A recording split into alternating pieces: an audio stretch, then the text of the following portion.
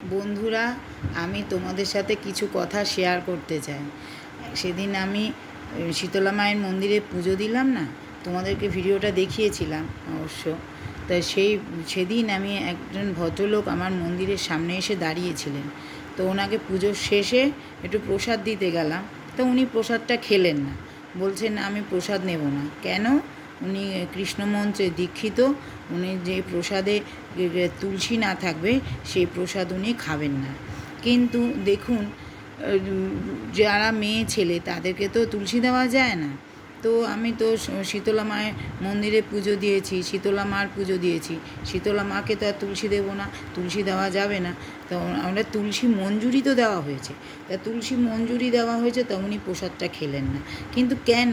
এটাই আমার মাথার মধ্যে ঘুরে বেড়াচ্ছে, কিন্তু আমি বুঝতে পারছি না কাকে জিজ্ঞেস করবো, কাকে বলবো। তা তোমাদেরকে বললাম, তোমরা যদি জেনে থাকো তাহলে আমায় একটু বলো যে কেন তুলসী মঞ্জুরি দেওয়ার পরেও উনি প্রসাদটা নিলেন না।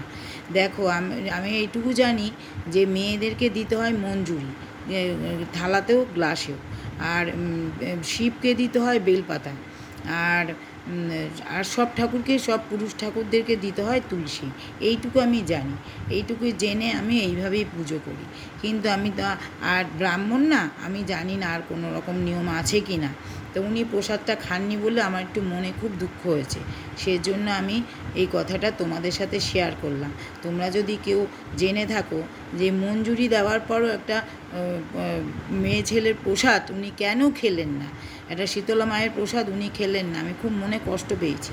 সেই জন্য আজ তোমাদের সাথে এটা শেয়ার করলাম। তোমরা যদি জেনে থাকো তাহলে আমার এই ভিডিওটা দেখে তাহলে তোমরা একটু কমেন্ট করে আমায় জানিও কেন খেলেন না, কী কারণ।